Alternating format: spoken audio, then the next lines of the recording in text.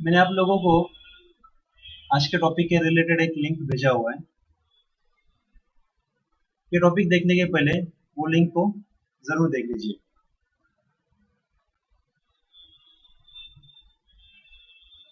आज हम लोग लेने वाले एफटीपी, एससीपी और आरसिंग।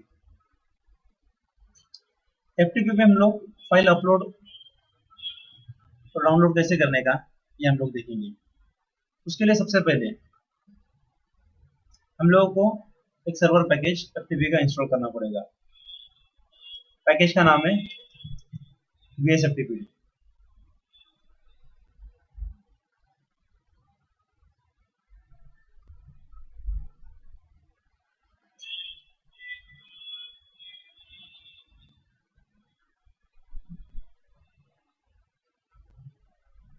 ये जो मशीन आप लोगों को दिख रहा है ये सर्वर मशीन है, और जब लोगों को इधर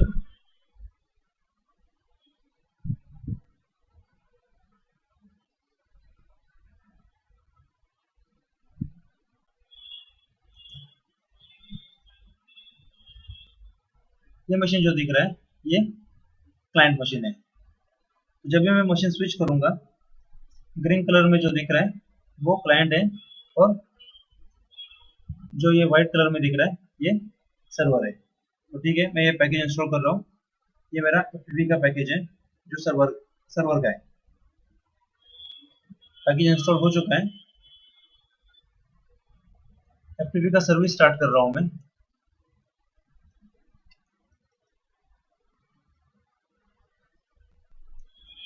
नेक्स्ट स्टार्ट कमांड से इसका मैं पोर्ट चेक कर रहा हूँ। एफटीपी का पोर्ट 21, देखो VSFTP के साथ ये बाइंड है। क्लाइंट साइड पे जा रहा हूँ मैं, ब्राउजर ओपन कर रहा हूँ मैं।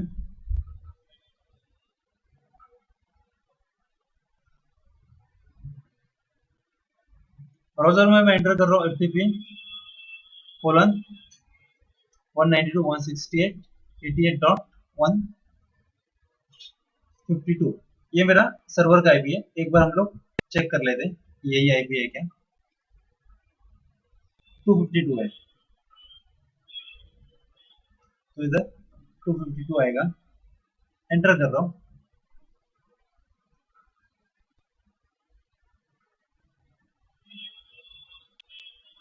पेज लोड हो रहा है ये।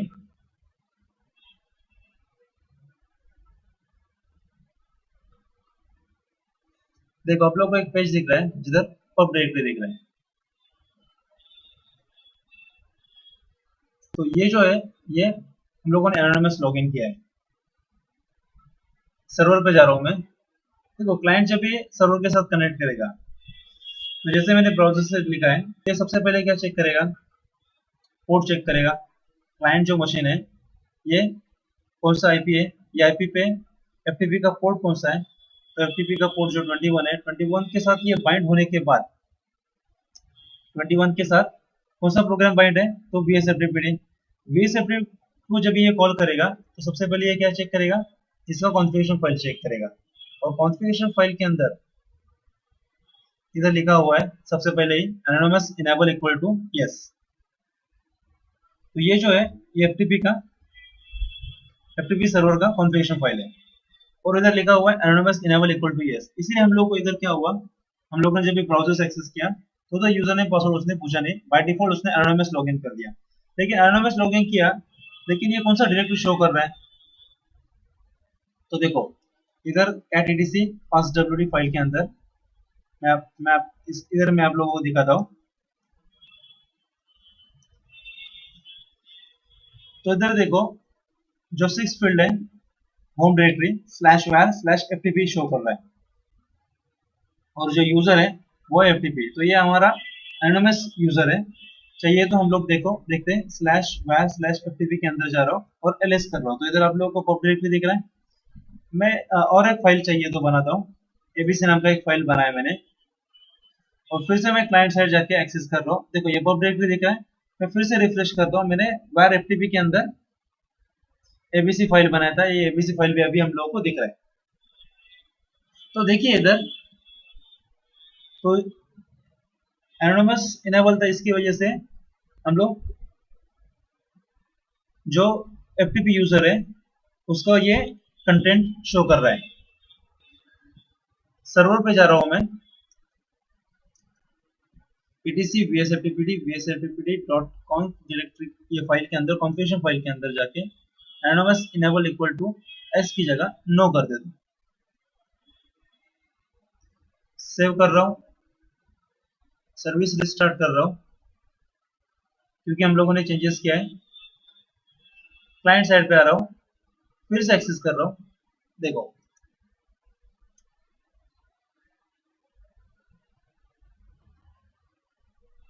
ये पेज लोड हो रहा है। देखो यूजर ने पासवर्ड पूछ रहा है ना, अभी अभी ये बोल रहा है कि जो यूजर नेम से है आप लॉगिन करो, क्योंकि अभी एनोनिमस मैंने क्या कर दिया, डिसेबल कर दिया। तो इधर से मैं बाहर आ रहा हूँ, अभी ये ब्राउजर बंद कर देता हूँ।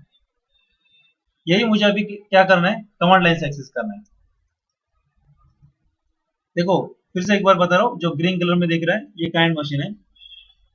तो ब्राउजर तो by default FTP client FTP को सपोर्ट कर रहा था, लेकिन जब भी मैं इधर एफटीपी एंटर कर रहा हूँ 192.168.88.252 आईपी, तो ये एफटीपी कमांड नॉट फाउंड बोल रहा है। तो इसके लिए सबसे पहले आप लोगों को इधर क्या करना पड़ेगा, एफटीपी का क्लाइंट पैकेज इंस्टॉल करना पड़ेगा। ब्राउजर में by default FTP client support कर रहा था, इसीलिए हम लोगों को कुछ उधर मतलब बाय डिफॉल्ट उधर पेज डिस्प्ले हो गया, लेकिन हम लोगों को मशीन पे एफटीपी का पैकेज, जो क्लाइंट का पैकेज है वो इंस्टॉल करना पड़ेगा, और वो पैकेज का नाम है एफटीपी। ये हमसे हम लोग ये इंस्टॉल कर रहे हैं।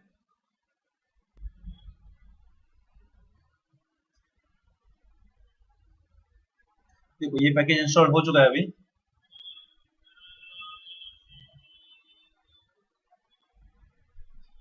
मैं फिर से एक बार इधर जा रहा हूँ सर्वर के अंदर, फिर से एनोनिमस इनेबल जो नो लिखा था उसे मैं एस कर देता हूँ।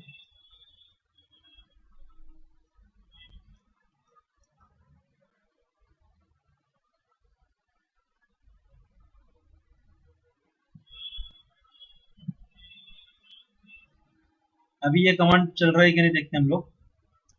देखो ये कमांड चल रहा है अभी।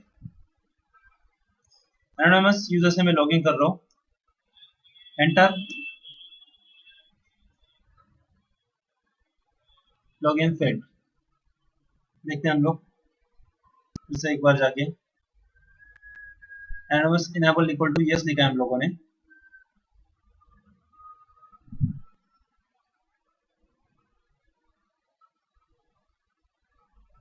एक काम करते हैं हम लोग,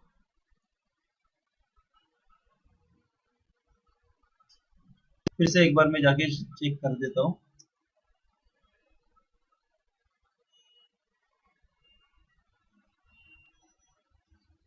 क्लाइंट साइड पे आ रहा हूँ मैं इधर अभी फिर से।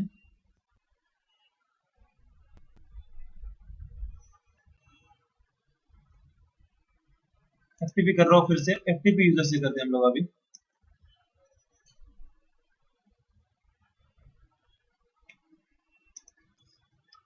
एक बार ट्राई करते हैं फिर से एनोनिमस।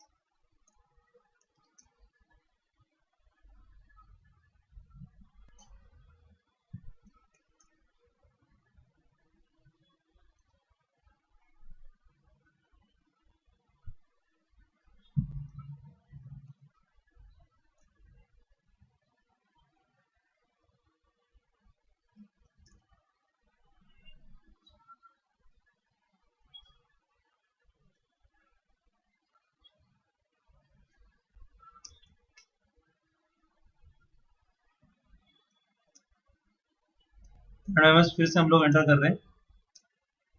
देखो हम लोगों ने क्या गलती किया था इधर, कि जब भी कॉन्फ़िगरेशन फाइल के अंदर चेंजेस किया था, एस की जगह हम लोगों ने नो की जगह यस किया था, लेकिन हम लोगों ने क्या नहीं किया था, सर्विस रिस्टार्ट नहीं किया था। तो फिर से मैं इधर आ रहा हूँ, देखो पीडब्ल्यूडी कर रहा हूँ, ये स्लैश बता रहा है, लेकिन ये actually pub directory wire pub जो हमारा डायरेक्टरी था स्लैश वायर स्लैश एफटीपी, वही इधर शो कर रहा है। ये बाय कर रहा हूँ मैं, इधर बाहर आ रहा हूँ। एक सर्वर पे यूजर क्रिएट करेंगे हम लोग अभी, यूजर ऐड test1, ठीक है, ये ऑलरेडी एग्जिस्ट है, इसे पासवर्ड सेट करते हैं हम लोग।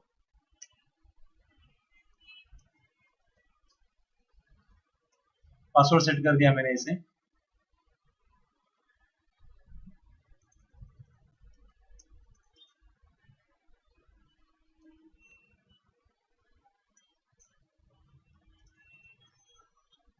एफटीपी कर रहा हूँ, फिर से मैं इधर एफटीपी कर रहा हूँ, जो अभी यूजर बनाया था test1, पासवर्ड जो मैंने सेट किया था अभी, ये लॉगिन हो चुका है, pwd कर रहा हूँ, /home/test1 बता रहा है। इसके अंदर एक भी फाइल नहीं है।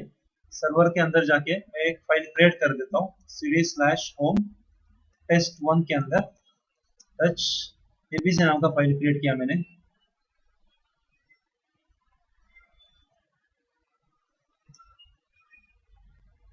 मुझे अभी ls कर रहा हूँ मैं अभी, इधर आप लोगों को दिख रहा है ये abc फाइल, mget कर रहा हूँ, फाइल लेना है मुझे अभी सर्वर से मेरे मशीन पे, तो mget स्पेस फाइल का नाम, यस, ये फाइल आ गया।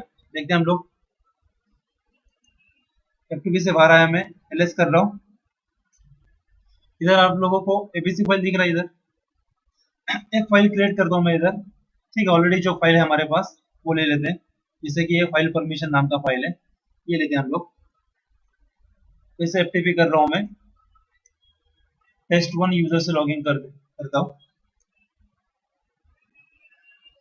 अभी मुझे क्या करना है, मेरे मशीन का फाइल सर्वर पे अपलोड करना है, तो उसके लिए कमांड है लेने के लिए mget, और अगर मुझे फाइल ट्रांसफर करना है तोmput। और मैंने अभी जो फाइल आपको बताया था, फाइल परमिशन नाम का जो फाइल है, उसे हम लोग लेते हैं। देखते हैं अभी सर्वर पे जाके, देखो फाइल परमिशन नाम का फाइल भी इधर आ गया।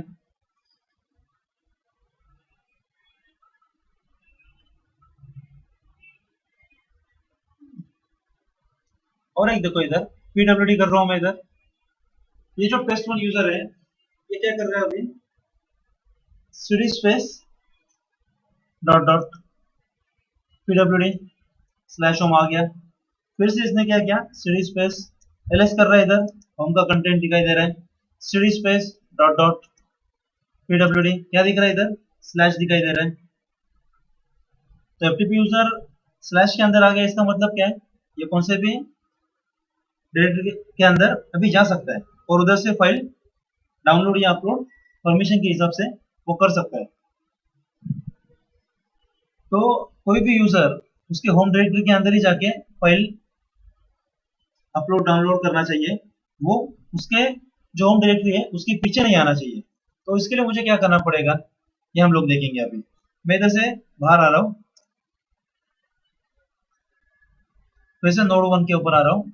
इसके लिए देखो इधर etc vsftpd जो कॉन्फ़िगरेशन फाइल है, इधर मुझे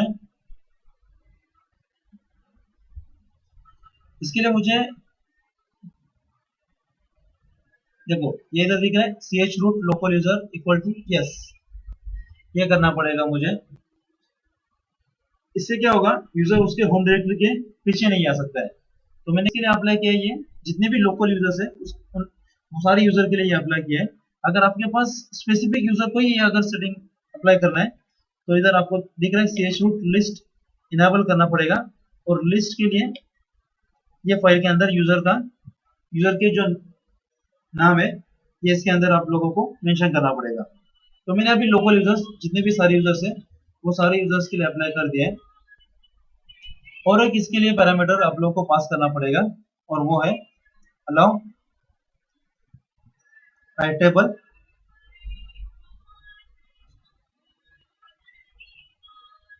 chroot इक्वल टू यस करना पड़ेगा।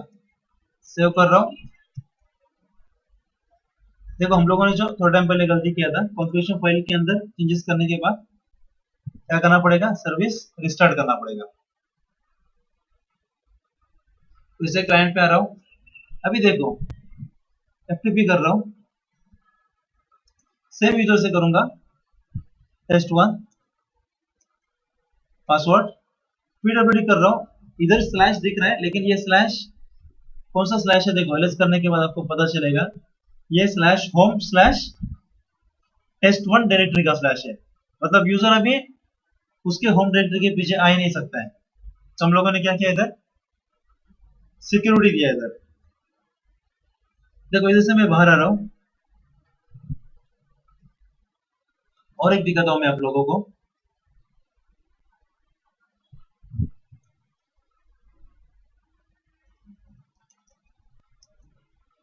ईटीसी VSFTPD डायरेक्टरी के अंदर आ रहा हूं मैं। FTP यूजर, ये जो फाइल दिख रहा है ये मैं ओपन कर रहा हूं। इधर क्या लिखा है देखो, users that are not allowed to log in via FTP। तो इधर मैं काम करता हूं, अभी जो मैंने यूजर बनाया था टेस्ट1 नाम का, ये ऐड कर दिया मैंने, क्योंकि इधर क्या लिखा है, users that are not allowed to log in via FTP। मतलब ये यूजर की लिस्ट है जो FTP के थ्रू हम लोग लॉग इन नहीं कर सकते। तो इधर बाय डिफॉल्ट रूट को अलाउ नहीं किया हुआ है, क्योंकि FTP जो है वो सिक्योर प्रोटोकॉल है, इसमें कोई भी हम लोग यूजर का पासवर्ड ट्रैक कर सकते हैं। तो मैं क्या कर रहा हूँ, अभी आप लोगों को दिखाने के लिए टेस्ट1 को ऐड किया मैंने, बाहर आ रहा हूँ, फिर से इधर मैं टेस्ट1 से लॉगिन कर रहा हूँ।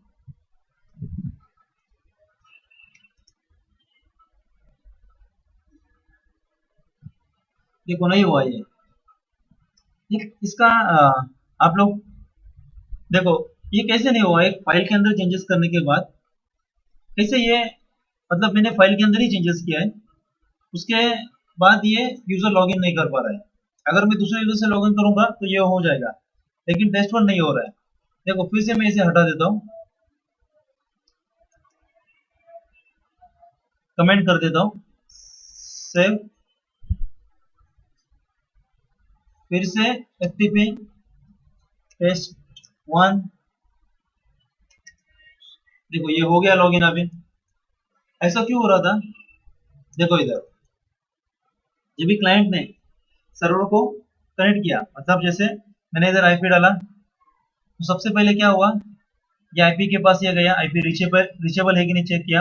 आईपी के बाद सर्वर पे जो पोर्ट है, क्लाइंट ने सर्वर के पोर्ट को कनेक्ट किया, और आईपी के साथ FTP का कौन सा पोर्ट है, देखो इधर नेट स्टैट से हम लोगों को पता चल जाएगा। तो इधर ये 21 पोर्ट ओपन है। तो क्लाइंट ने रिक्वेस्ट क्या किया था, क्लाइंट ने रिक्वेस्ट किया था जब हम लोगों ने आईपी, तो ये हम लोगों ने जो इधर आईपी मेंशन किया है, ये आईपी के साथ उसने 21 पोर्ट को, मतलब ये आईपी पे 21 पोर्ट के लिए उसने रिक्वेस्ट किया। सर्वर पे चेक हुआ कि 21 पोर्ट ओपन है कि नहीं, तो 21 पोर्ट ओपन है। जो आईपी था 252, उस पर 21 पोर्ट ओपन है, और 21 पोर्ट के साथ कौन सा प्रोग्राम बाइंड है, तो VSFTPD। तो हमेशा कभी भी याद रखना, जब भी क्लाइंट सर्वर के साथ कम्युनिकेशन करेगा, तो जो पोर्ट के साथ प्रोग्राम बाइंड है, ये प्रोग्राम जो है VSFTPD, कोई भी प्रोग्राम रहने दो, हमारे केस में अभी VSFTPD है, तो ये कॉल होगा। तो इधर आप लोग देखोगे, अगर VSFTPD कर रहा हूँ मैं इधर, इसके साथ हमेशा इसके कोई भी प्रोग्राम रहने दो, इसके साथ जो भी लाइब्रेरीज रहेंगे वो हमेशा कॉल होंगे। तो इधर कुछ बहुत सारे लाइब्रेरीज दिख रहे हैं हम लोगों को, तो ये लाइब्रेरीज कॉल हो रहे हैं। इसमें लाइब्रेरी रहेगा, देखो ये लिपपैम का लाइब्रेरी है, लिपपैम का लाइब्रेरी कॉल हुआ। और ये जो लिपपैम का जो लाइब्रेरी है ऑथेंटिकेशन के लिए काम में आता है। हम लोग अभी ऑथेंटिकेशन ही कर रहे थे, और यूजर जो टेस्ट1 था वो लॉगिन नहीं कर पा रहा था, जब भी हम लोगों ने एक फाइल के अंदर जब एंट्री किया था, उसकी वजह से यूजर लॉगिन नहीं कर पा रहा था। तो ये लिपपैम जब भी कॉल हो रहा है, तभी क्या हो रहा है, ये etc pam.d के अंदर जो लॉगिन फाइल है ये कॉल कर रहा है। देखो ये लॉगिन फाइल के अंदर,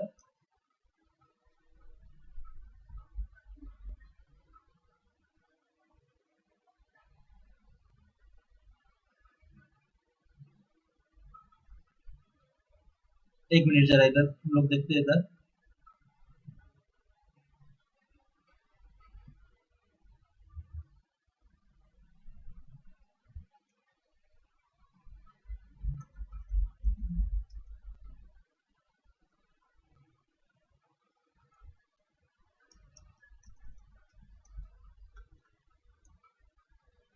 हाँ, लॉगिन नहीं है। देखो ये इधर सर्वर के लिए vsftpd फाइल है, तो vsftpd ये इधर कॉल हो रहा है, और vsftpd के अंदर लिखा है देखो etc vsftpd ftp यूजर्स, ठीक है नहीं। पैम का ये लिस्ट फाइल का जो मॉडल दिख रहा है इधर, तो ये ftp यूजर्स ऐसे तरीके से कॉल हो रहा है। देखो मैं फिर से आप लोगों को एक बार फिर से बताता हूँ। इधर क्या हुआ, जब भी क्लाइंट से हम लोगों ने रिक्वेस्ट किया FTP IP, by default client ने ये IP के 21 पोर्ट के लिए रिक्वेस्ट किया। जब ये सर्वर पे आया, सर्वर पे चेक किया कि 21 पोर्ट के लिए कौन सा प्रोग्राम है इसके साथ 21 पोर्ट के साथ बाइंड है, वो चेक हुआ। तो 21 पोर्ट के साथ VSFTPD बाइंड है, और VSFTPD प्रोग्राम जब भी कॉल हुआ तो इसके साथ ये प्रोग्राम जब भी एग्जीक्यूट होगा तो इसके साथ जो भी लाइब्रेरी फाइल्स है वो एग्जीक्यूट हो गए, और इसके साथ ये बहुत सारी लाइब्रेरीज एग्जीक्यूट हो रहे हैं। उसमें से एक जो लाइब्रेरी है libpam, ये libpam जब भी कॉल हो रहा है तो ये क्या कर रहा है, etc pam.d के अंदर vsftpd को कॉल कर रहा है, और vsftpd के अंदर लिखा हुआ है कि देखो इधर क्या करना है, ये फाइल के अंदर के यूजर्स को डिनाई करना है। तो मैंने आपको जैसे बताया था कि पैम ऑथेंटिकेशन के लिए यूज होता है, और ये vsftpd फाइल कॉल कर रहा है, और उसके अंदर ftp यूजर्स का लिस्ट इधर से ये रीड कर रहा है। तो इसकी वजह से ये यूजर्स का हम लोग जो एंट्री कर रहे हैं etc vsftpd ftp यूजर्स के अंदर, इसकी वजह से ये लॉगिन नहीं कर पा रहा है। मैंने जस्ट क्लाइंट सर्वर कम्युनिकेशन ये कैसे कॉल होता है इसके लिए एक्चुअली ये मैंने बताया आप लोगों को। और एक देखो इधर यूजर लिस्ट करके है, इधर भी लिखा हुआ है if user list underscore deny equal to no only allow user in this file. मतलब कॉन्फ़िगरेशन फाइल के अंदर अगर user list deny equal to no रहेगा तो इधर क्या लिखा है कि ये यूजर्स को अलाउ करना है। अगर user list deny equal to yes है, ये डिफॉल्ट रहता है, तो क्या करना है, ये जो यूजर का लिस्ट दिख रहा है इसे डिनाई करना है। तो ये कॉन्फ़िगरेशन फाइल के थ्रू रीड होगा। ये आप लोग खुद मैन्युअली भी चेक कर सकते हो। देखो अगर आप etc vsftpd.conf कॉन्फ़िगरेशन फाइल के अंदर जा रहे हो तो इधर आप लोगों को दिख रहा है user list underscore enabled equal to yes है।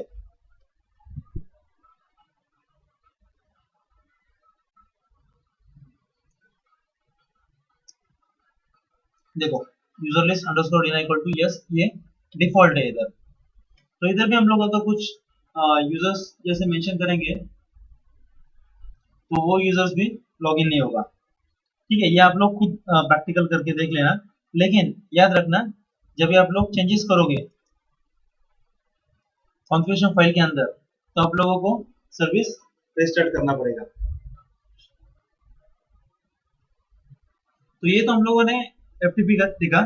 अभी हम लोग SCP कैसे यूज करते हैं वो देखेंगे। क्लाइंट साइड पे आ रहा हूँ,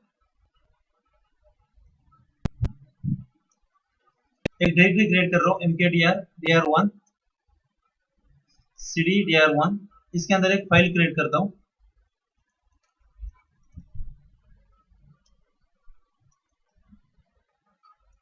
abc नाम का एक फाइल क्रिएट किया मैंने। ये फाइल को मुझे क्या करना है, अभी कॉपी करके सर्वर पे डालना है। तो SCP से हम लोग कैसे कॉपी करेंगे, SCP space source file abcd नाम का जो फाइल है, और डेस्टिनेशन 192.168.88.252। देखो इधर डेस्टिनेशन पाथ देने के लिए आईपी के बाद या आप लोगों का जो होस्ट नेम रहेगा उसके बाद /tmp के अंदर मैं इसे कॉपी कर रहा हूं। देखो एंटर कर रहा हूं मैं, ये बता रहा है कनेक्शन रिफ्यूज। तो इससे क्या पता चल रहा है कि हमारा जो पोर्ट 22 है, जो रिमोट सर्वर है उधर, ये स्टॉप है। देखते हैं हम लोग नेक्स्ट स्टेट में जाके, तो इधर आप लोगों को 22 पोर्ट ओपन नहीं दिख रहा है। तो मुझे क्या करना पड़ेगा, जो 22 पोर्ट के लिए जो सर्विस है SSHD उसे स्टार्ट करना पड़ेगा। मैंने स्टार्ट कर दिया, नेक्स्ट स्टार्ट से चेक कर रहा हूँ 22 पोर्ट ओपन हुआ है, 22 SSHD के साथ बाइंड है, फिर से क्लाइंट साइड पे जा रहा हूँ मैं, इससे भी कर रहा हूँ। देखो पासवर्ड पूछ रहा है इधर, पासवर्ड एंटर किया मैंने। देखो मैंने इधर यूजर का नाम मेंशन नहीं किया था, तो बाय डिफॉल्ट जो हमारा लॉगिन यूजर रहेगा, तो ये रिमोट सर्वर पे भी हमारा लॉगिन यूजर से ही उधर लॉगिन होगा। तो ये फाइल कॉपी हो गया है इधर, मैं फिर से जाके चेक कर रहा हूँ इधर। टीएमपी के अंदर मैंने कॉपी किया था, ये देखो एबीसी नाम का फाइल आ गया इधर, ठीक है। इधर जो स्क्रिप्ट वन नाम का जो फाइल दिख रहा है, मैंने क्या किया अभी, source to destination file copy किया। मुझे डेस्टिनेशन से मेरे मशीन पे फाइल कॉपी करना है, तो इसके लिए मुझे इधर क्या करना पड़ेगा, एससीपी। अभी सोर्स में डेस्टिनेशन का एड्रेस आएगा। देखो अगर दूसरा यूजर रहेगा तो आप लोग को क्या करना पड़ेगा, इधर वैसे यूजर का नाम मेंशन करना पड़ेगा। अभी मैं फिलहाल रूट से ही कर रहा हूँ, रूट एट द रेट, ऐसे आप लोग बता सकते हो, रूट की जगह जो भी आपका यूजर का नाम रहेगा वो :/tmp/script1।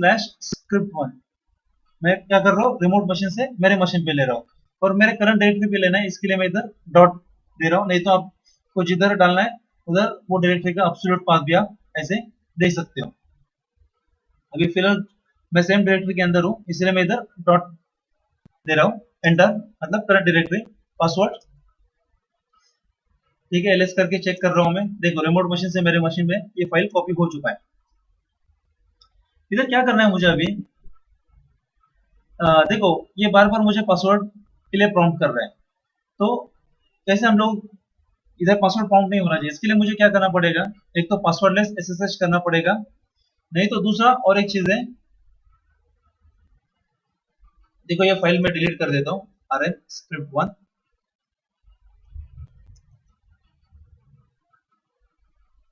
सेम कमांड रहेगा, इधर पासवर्ड पास करना पड़ेगा सबसे पहले, उसके लिए एसएसएच पास -p, पासवर्ड है मेरा रूट के लिए x, बस सेम कमांड, लेकिन उसके पहले आपको एसएसएच पास का कमांड यूज करना पड़ेगा, एंटर। देखो अभी ये पासवर्ड प्रॉम्प्ट नहीं किया और मेरा फाइल भी कॉपी हो चुका है।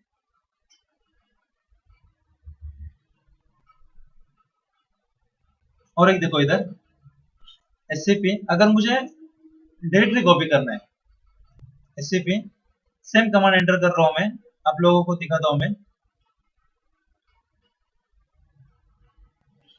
इधर सोर्स की जगह डायरेक्टरी का पाथ आएगा, लेकिन देखो इधर पासवर्ड एंटर कर रहा हूं मैं, ये एरर दे रहा है। अभी पासवर्ड प्रॉम्प्ट कर रहा है क्योंकि हम लोगों ने एसएसएच पास का यूज नहीं किया है, और डायरेक्टरी कॉपी कर रहा हूं तो डायरेक्टरी नहीं बोल रहा है, ये एरर दे रहा है, नॉट अ रेगुलर फाइल। तो डायरेक्टरी कॉपी करने के लिए आप लोगों को फ्लैग यूज करना पड़ेगा -r, रिकर्सिव। तो ये हो गया देखो। तो इधर मैं टीएमपी के अंदर जा रहा हूँ, रिमोट मशीन पे मैं टीएमपी के अंदर ये कॉपी कर रहा हूँ, नोड 1 पे जाके चेक करता हूँ, dr1 आ गया, तो देखो ये dr1 डायरेक्टरी इधर आ गया। नोड 2 पे मेरा जो क्लाइंट है उधर आ रहा हूँ मैं।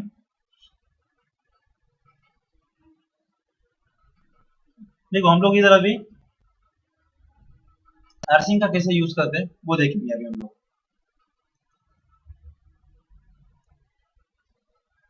आरसिंग का यूज क्या है, आरसिंग का भी यूज रिमोट या लोकल मशीन पे फाइल कॉपी करने के लिए हम लोग आरसिंग का यूज करते हैं, लेकिन इसका मेन पर्पस क्या है,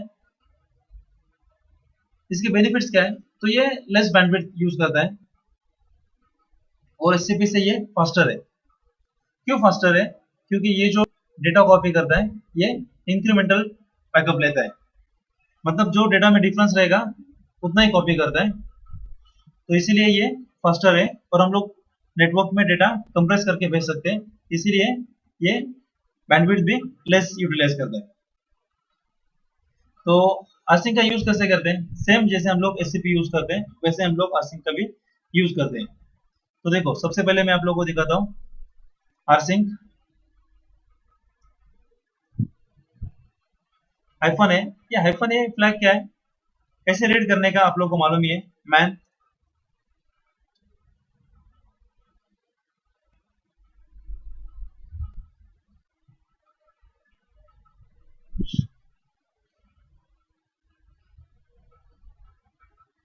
आईफोन ए का यूज क्या हम लोग देख रहे हैं इधर।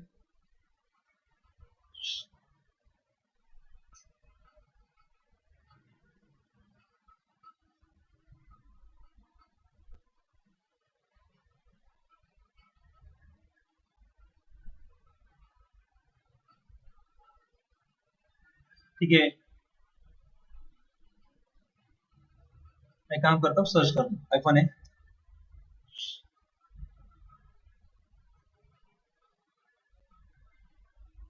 आर्काइव कर रहा है ये, और इधर क्या लिखा है, this is equivalent to RLPTGOD। तो इसके लिए फिर से आप लोगों को ये सारी एक एक चीजों का मैन में जाके रीड करना पड़ेगा। तो देखो, मैं इधर rsync आईफोन ए source slash dr1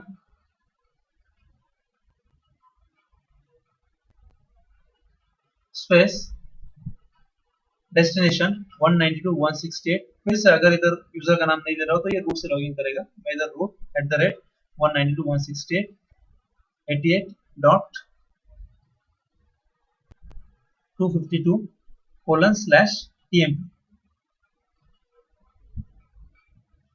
password prompt नहीं करना चाहिए। तो फिर से इधर rsync को भी हम लोग SSH पास यूज कर सकते हैं, क्योंकि बाय डिफॉल्ट ये भी 22 पोर्ट को ही कॉल करता है।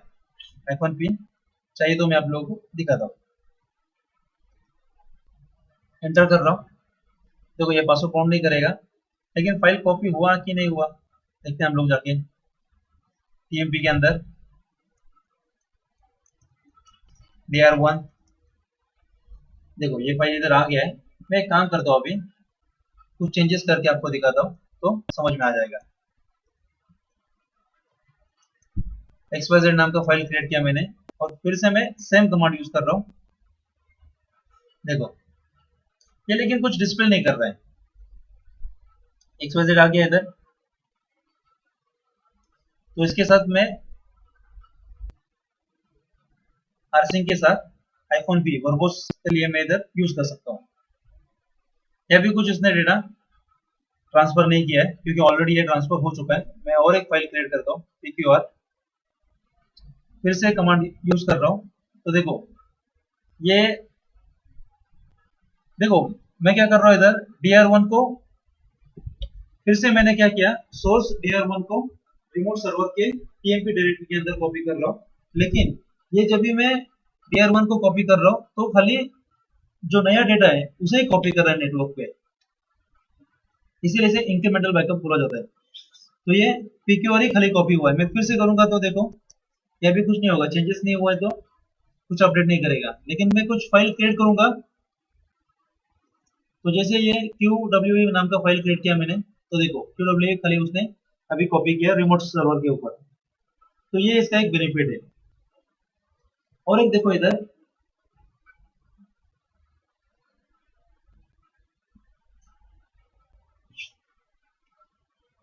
मैं काम करता हूँ इधर, अभी मेरा जो सर्वर है इधर एक फाइल क्रिएट करता हूँ मैं।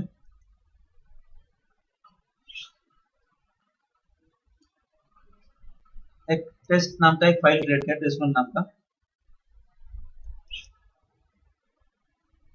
और सेम कमांड यूज कर रहा हूँ मैं, ये SSH पास के साथ ही यूज करता हूँ। लेकिन एक फ्लैग इधर ऐड कर रहा हूँ मैं, आईफोन डिलीट। ये क्या बोल रहा है, देखो डिलीटिंग dr1 test1। इसका मतलब क्या हुआ, ये क्या कर रहे हैं, डेटा को सिंक्रोनाइज रख रहा है। ये मतलब जो लोकल मशीन में हमारा जो डेटा है वही रिमोट मशीन में रहना चाहिए। अगर उधर अगर कुछ नया डेटा रहेगा वो उसे वो क्या कर रहे हैं, देखो डिलीट कर रहे हैं। तो लोकल मशीन का ही डेटा सेम जो हमारा रिमोट मशीन है वो सेम डेटा रहना चाहिए। इसके लिए हम लोग ये कमांड यूज करते हैं, आईफोन डिलीट। तो ये क्या करेगा, अगर कुछ नया डेटा रहेगा तो उसे वो डिलीट कर देगा रिमोट मशीन के ऊपर। तो इसे सिंक्रोनाइज रखने के लिए हम लोग इसका यूज करते हैं। अभी जैसे मैंने आपको बताया कि ये SSH के 22 पोर्ट पे के ऊपर ही काम करता है। तो इसके लिए देखो मैं एक काम करता हूँ,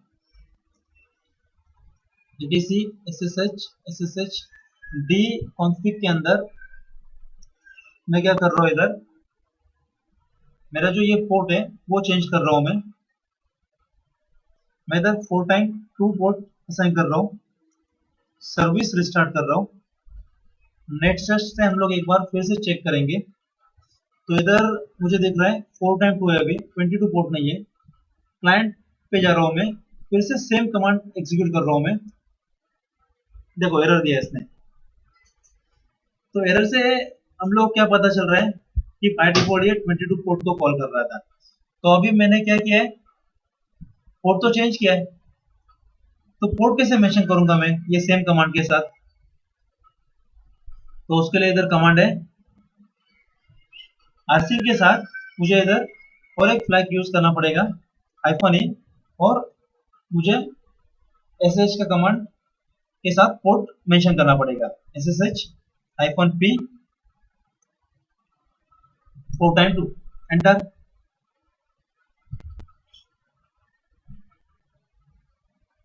शायद इधर क्या गलती हुआ है, हाँ इसे मुझे पोर्ट में डालना पड़ेगा।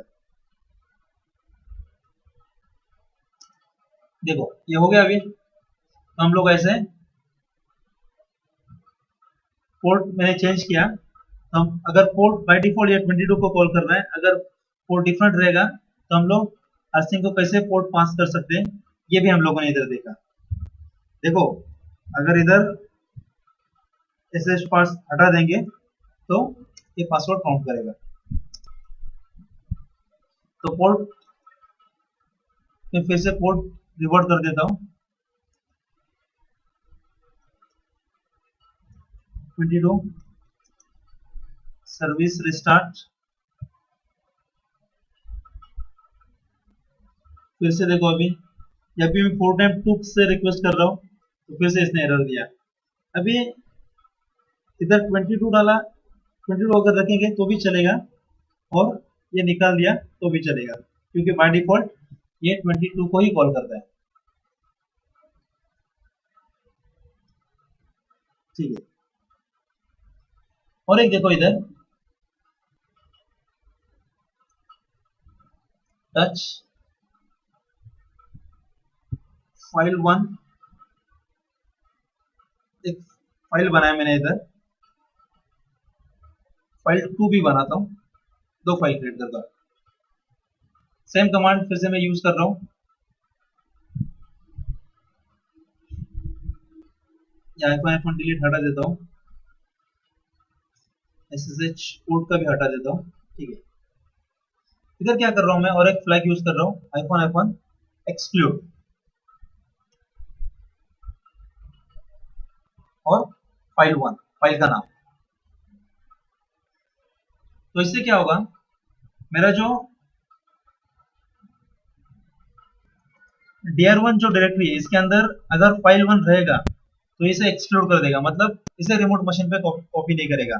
तो आपको अगर ऐसा कुछ करना का रहेगा तो आप एक्सक्लूड का यूज कर सकते हो। तो देखो खाली फाइल 2 ही कॉपी हुआ, फाइल 1 कॉपी नहीं हुआ है। चाहिए तो हम लोग फिर से एक बार मैं आप लोगों को नोड 1 में जाके दिखाता हूँ। देखो फाइल 1 को एक्सक्लूड किया और फाइल 2 ही कॉपी हुआ इधर, और जैसे मैं ये फ्लैग हटा दूंगा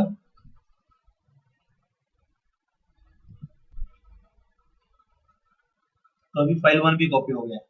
ठीक है, देखो ये तो हम लोगों ने अर्सिंग का देखा। मैं आप लोगों को अभी एसएफटीपी का एक बताता हूँ। तो एसएफटीपी के लिए क्या करना पड़ेगा आप लोगों को, सर्वर पे जैसे हम लोग एफटीपी करते हैं वैसे ही एसएफटीपी रहता है, लेकिन एसएफटीपी ये सिक्योर है। एफटीपी जो है वो प्लेन टेक्स्ट में डेटा ट्रांसफर करता है, और एसएफटी हमारा इनक्रिप्टेड फॉर्मेट में रहता है। तो एसएफटी अगर आपको कॉन्फ़िगर करना है तो उसके लिए क्या करना पड़ेगा, एसएसएच का जो कॉन्फ़िगरेशन फाइल है etc ssh d underscore config के अंदर इधर आपको नीचे जाना है, और कौन से यूजर के लिए आपको करना है, तो इसके लिए इधर पैरामीटर आपको यूज करना है यूजर के लिए करना है तो यूजर, ग्रुप के लिए करने का रहेगा तो आपको इधर ग्रुप डिफाइन करना पड़ेगा। इधर मैं test1 यूजर के लिए कर रहा हूँ। इसके बाद फोर्स कमांड पैरामीटर यूज करना पड़ेगा आप लोगों को, इंटरनल एसएफटीपी। तो क्या होगा, ये test1 के लिए ये एसएफटीपी खाली चलेगा अभी, मतलब test1 यूजर ही एसएफटीपी यूज कर सकता है। तो अगर आप लोगों को अगर इधर ग्रुप मेंशन करना है तो यूजर की जगह ग्रुप इधर लिखना पड़ेगा और आगे ग्रुप का नाम लिखना पड़ेगा, और उसके बाद आप लोगों को जितने भी यूजर्स को अलाउ करना है उसे वो ग्रुप के अंदर ऐड करना पड़ेगा। तो मैंने अभी आप लोगों को दिखाने के लिए खाली एक यूजर का ही मैं आप लोगों को दिखा रहा हूँ। सेव कर रहा हूँ, बाहर आ रहा हूँ। देखो फिर से कॉन्फ़िगरेशन फाइल के अंदर अगर चेंजेस किया है तो रिस्टार्ट करना पड़ेगा।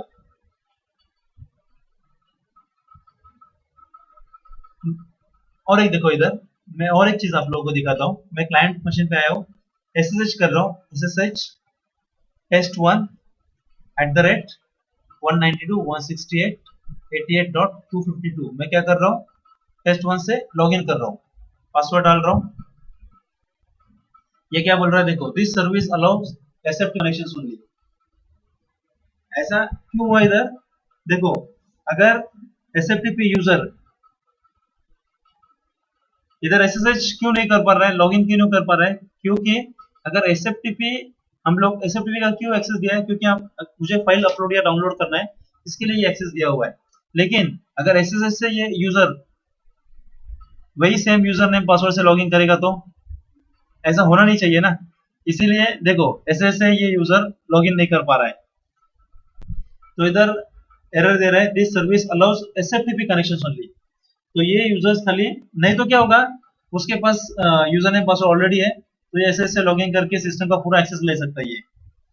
तो इसीलिए एसएफटीपी यूजर को ये रिमोट कनेक्शन ये एसएसएच के थ्रू लॉगिन नहीं कर सकता है। तो इसके लिए मुझे क्या करना पड़ेगा, एसएफटीपी, एसएसएच की जगह एसएफटीपी, एंटर, पासवर्ड डाल रहा हूं मैं, एक्स pwd /home/test1 दिखाई दे रहा है, एलएस कर रहा हूँ, फाइल परमिशन एबीसी, या भी हम लोगों ने जो थोड़ा टाइम पहले एफटीपी से जो फाइल अपलोड किया था ये दिख रहा है इधर। इधर से एग्जिट कर रहा हूं मैं,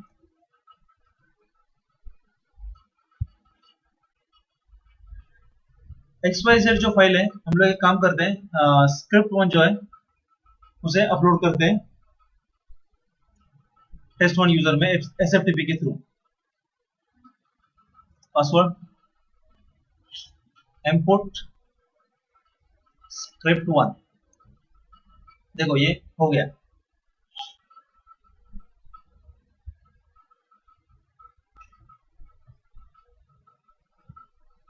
मैं आप लोगों को दिखाता हूँ, इधर /home test1 के अंदर आ गया ये फाइल। अभी हम लोग एक काम करेंगे, एलएस कर रहा हूँ, इंपोर्ट फाइल परमिशन, स्पेलिंग शायद गलत हुआ है इधर, मैं इधर गलत कमांड डाल रहा हूँ। देखो फाइल लेना है मुझे अभी रिमोट मशीन से, तो इसके लिए मैं mget यूज करना है। तो ये फाइल परमिशन तो मेरे लोकल मशीन में है ही नहीं ना, इसलिए एरर दे रहा है, नो सच फाइल और डायरेक्टरी, mget और फाइल परमिशन। देखो ये फाइल कॉपी हो गया, एग्जिट करके चेक करते हैं, आ गया ये फाइल। और एक इधर हम लोगों ने जो एफटीपी में ch रूट देखा था, वैसे ये यूजर के लिए भी सेट करेंगे हम लोग। तो उसके लिए आपको क्या करना पड़ेगा, सर्वर पे जाके एसएच का जो कॉन्फ़िगरेशन फाइल है उधर चेंजेस करना पड़ेगा। ये लाइन के नीचे आपको इधर लिखना पड़ेगा कि इसके लिए ch रूट डायरेक्टरी कौन सा है, चेंज रूट डायरेक्टरी कौन सा है।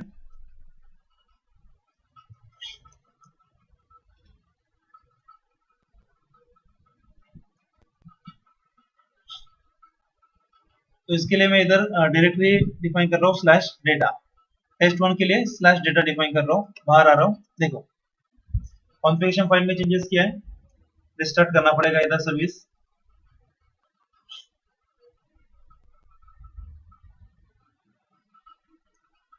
फिर से SFTP कर रहा हूँ मैं, पासवर्ड PWD, ये खाली स्लैश दिख रहा है, मतलब अभी ये डायरेक्टरी के पीछे नहीं आ सकता है। देखो एलएस कर रहा हूँ तो ये जो सारा डेटा दिखाई दे रहा है ये कौन सा डायरेक्टरी का है, स्लैश डेटा डायरेक्टरी का है। चाहिए तो आप लोग इधर जाके चेक कर सकते हो। देखो सर्वर पे आ रहा हूँ मैं,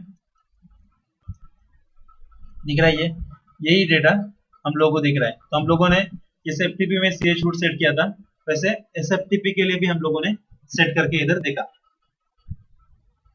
तो आज हम लोगों ने क्या क्या देखा, एक तो सबसे पहले हम लोगों ने FTP देखा, उसके बाद SCP का यूज देखा, RSIM का यूज देखा और SFTP करके देखा हम लोगों ने।